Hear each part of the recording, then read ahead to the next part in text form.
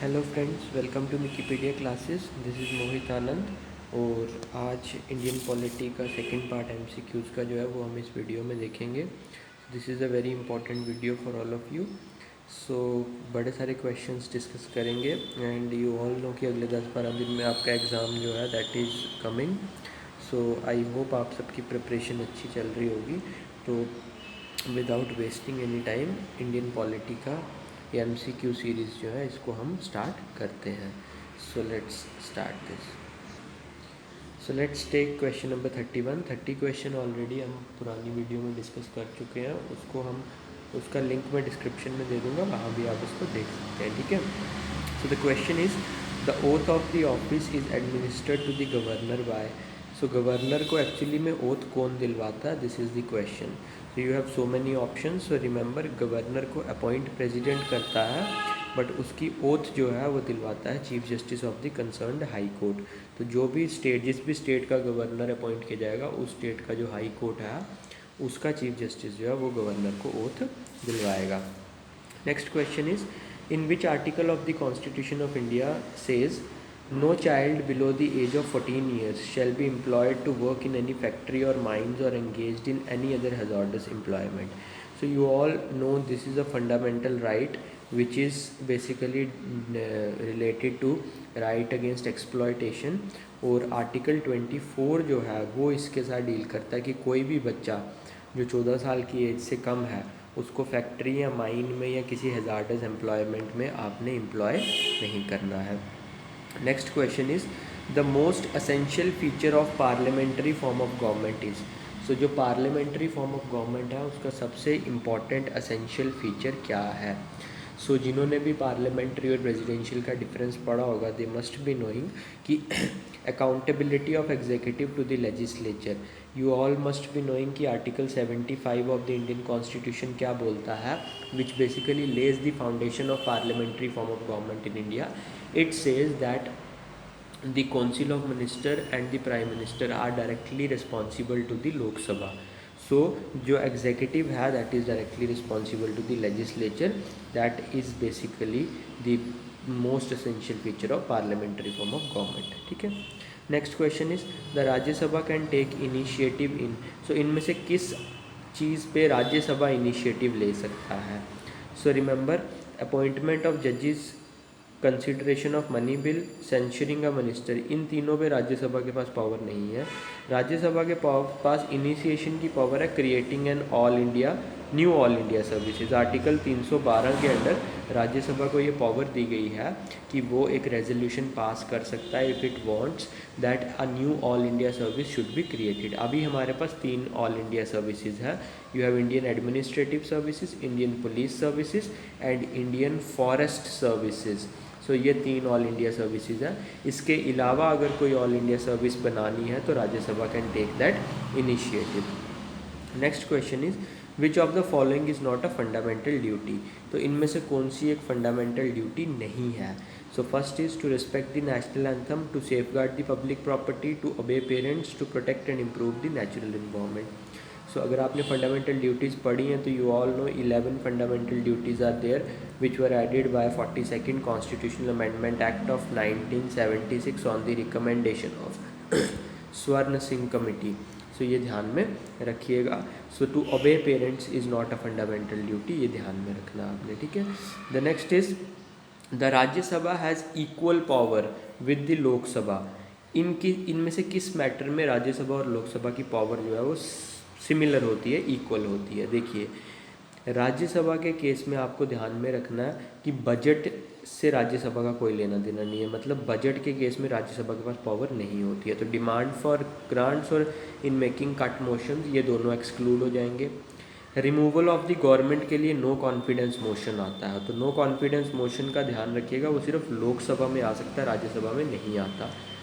राज्यसभा और लोकसभा में equal power रहती है कॉन्स्टिट्यूशन को अमेंड करने की। तो जब भी कॉन्स्टिट्यूशन को अमेंड करना under article 368 of the constitution या फिर नॉर्मल अमेंडमेंट भी अगर करनी है तो उस केस में राज्यसभा और लोकसभा के पास इक्वल पावर रहती है।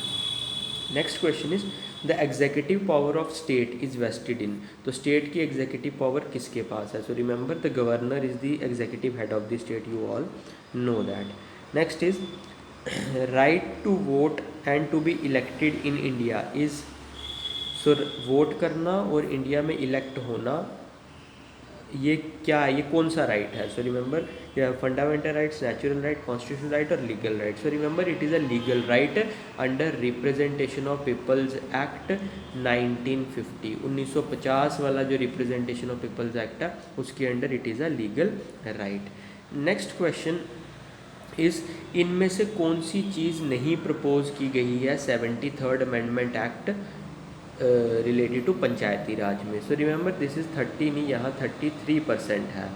So you all no 73rd amendment act में 33% रिजर्वेशन जो है वो विमेन कैंडिडेट्स को दी गई है। दूसरा, स्टेट फाइनेंस कमीशन कॉन्स्टिट्यूट की जाएगी, वो भी वहाँ पे है 73rd अमेंडमेंट एक्ट में। Then Panchayati Raj elected functionary will be disqualified to hold their offices if they have more than 2 children, ऐसा कुछ भी नहीं है। सो पॉपुलेशन या चिल्ड्रन से रिलेटेड ऐसा कोई कॉन्सेप्ट नहीं है कि किसी आदमी के 2 से ज़्यादा बच्चे हैं तो वो इलेक्शन नहीं लड़ सकता, ऐसा प्रोविज़न नहीं है। एंड फोर्थ इज़ इलेक्शंस जो हैं वो 6 मंथ्स के अंदर अंदर होने चाहिए अगर पंचायत को डिज़ोल्व या सस्पेंड किया जा रहा है। सो ये डी, ए और बी ये 3 provision are there, but c वाला प्रोविज़न दैट इज़ बच्चों वाला provision that is not there. Clear. Next is the salaries and allowances of the जजेस of high court are charged to the, तो जजेस जो high court के उनकी salaries और अलाउंसेस कहाँ से दिए जाते हैं? So remember they are charge on the consolidated fund of the state, तो जो स्टेट का कंसोलिडेटेड फंड है वहाँ से दी जाती है। पर जब जजेस रिटायर हो जाते हैं हाई कोर्ट के तो उनकी जो पेंशन है that is charge on the consolidated fund of India. तो जजेस की सैलरी, हाई कोर्ट के जजेस की सैलरी स्टेट के कंसोलिडेटेड फंड से और पेंशन्स जो हैं वो इंडिया के कंसोलिडेटेड फंड से।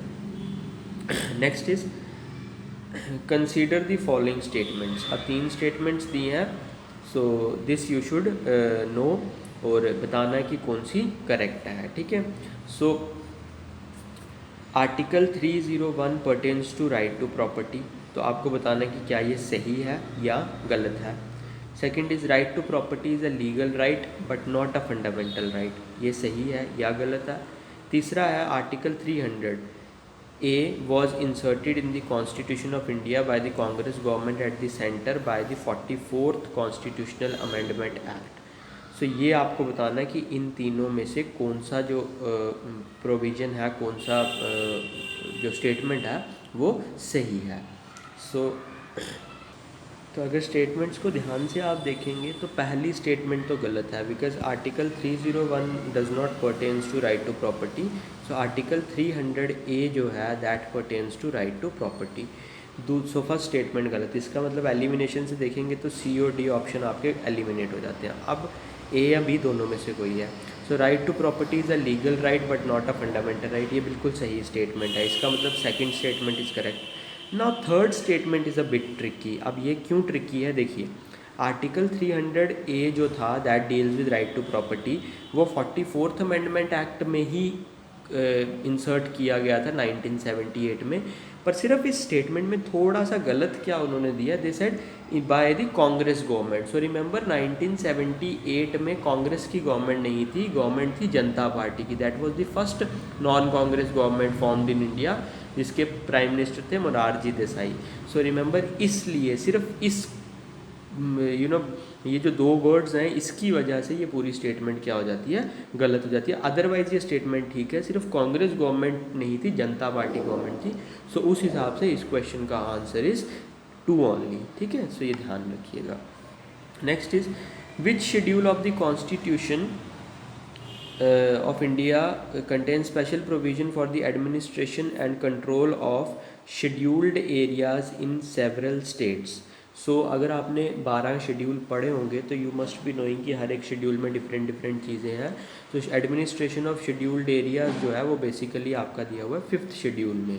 सो 6th शेड्यूल में भी है, बट 6th शेड्यूल में there are 4 states, but rest बाकी जो शेड्यूल्ड एरियाज हैं उनका concept is in 5th schedule, से ध्यान में रखिएगा।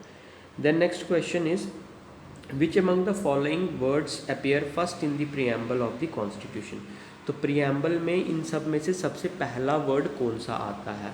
तो अगर आपको प्रीएम्बल याद हो तो यू मस्ट बी नोइंग कि we the people of India having solemnly resolve to constitute India into a sovereign socialist secular democratic republic and to ensure all its citizen justice.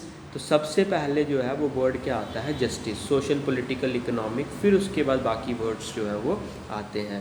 तो justice is the first word जो preamble में इन चारों में से आता है। Next is which of the following languages was not included in the 8th schedule by 92nd amendment act 2003।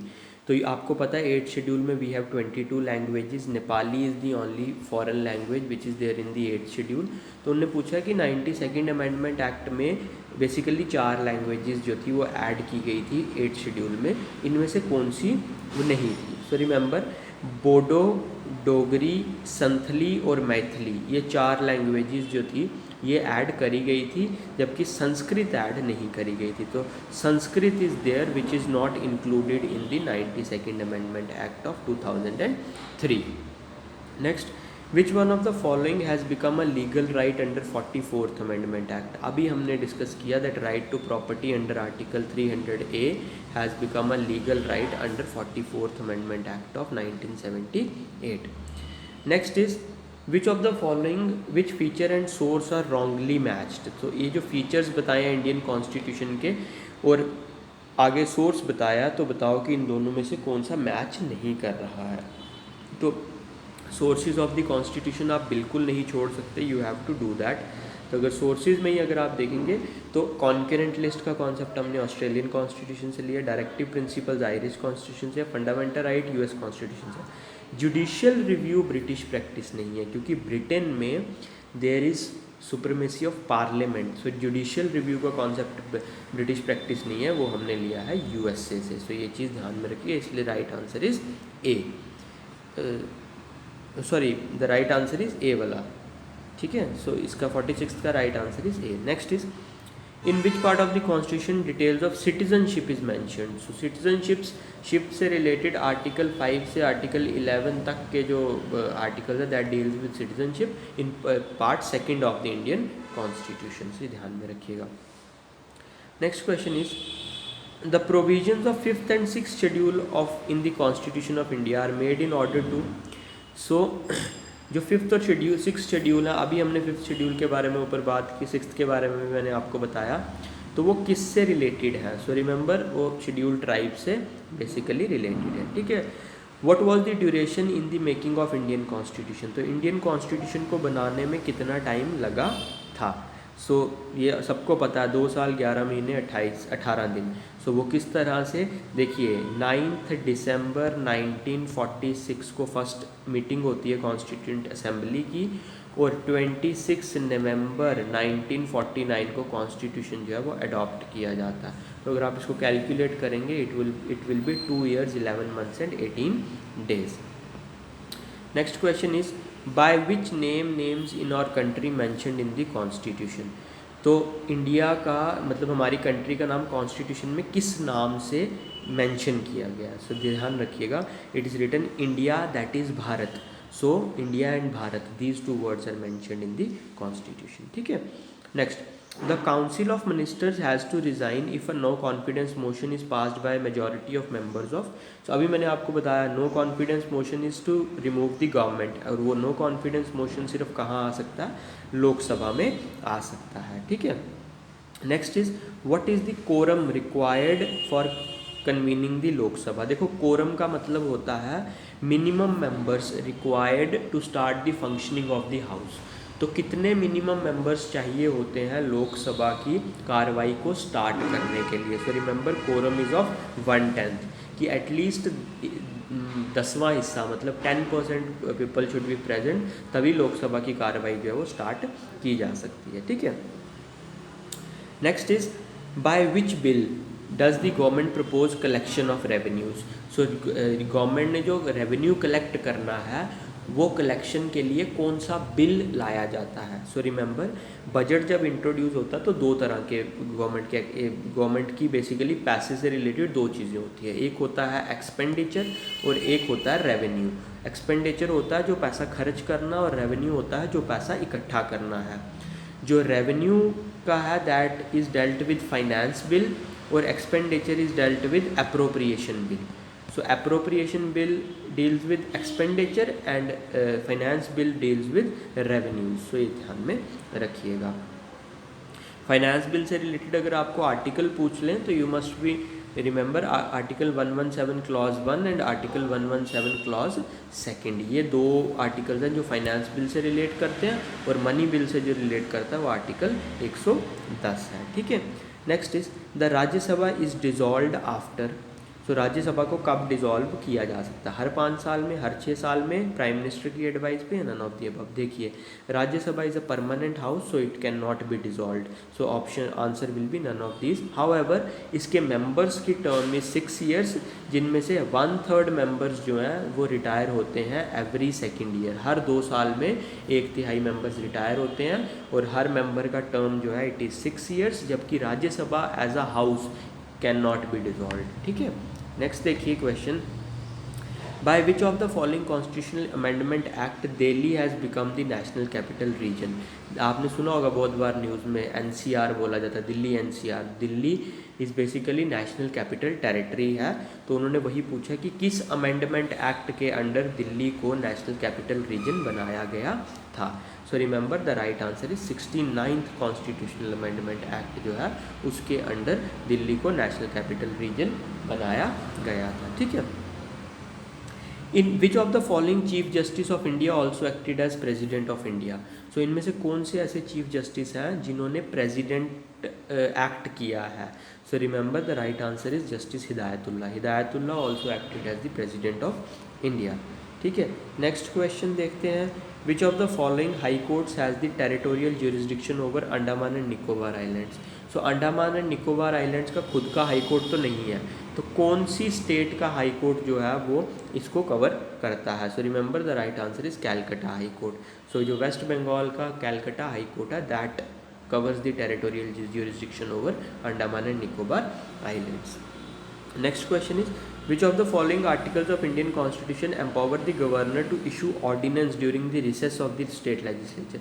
तो गवर्नर की जो ऑर्डिनेंस इशूइंग पावर है वो किस आर्टिकल के अंडर है?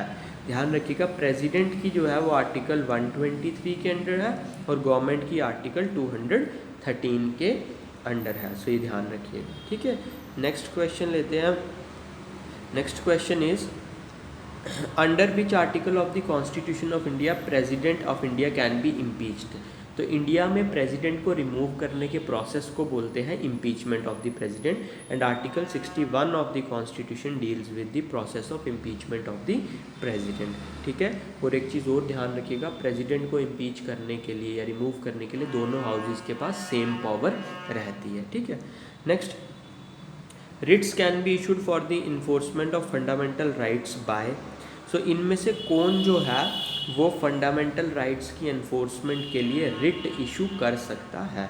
So remember the right answer is supreme court. So supreme court under article 32 can issue writs for the enforcement of fundamental rights, and high courts under article 226 can also issue writs for the enforcement of fundamental rights. और writs कितनी है? You have habeas corpus, you have mandamus, you have prohibition, you have certiorari and you have quo warranto. So 5 तरह की Ritz हैं जो issue की जा सकती हैं। सो ये कुछ इंपॉर्टेंट क्वेश्चन 30 क्वेश्चंस थे इंडियन पॉलिटी के जो हमने डिस्कस किए। आपका कितना स्कोर रहा प्लीज़ कमेंट सेक्शन में कमेंट करके मुझे बताइएगा।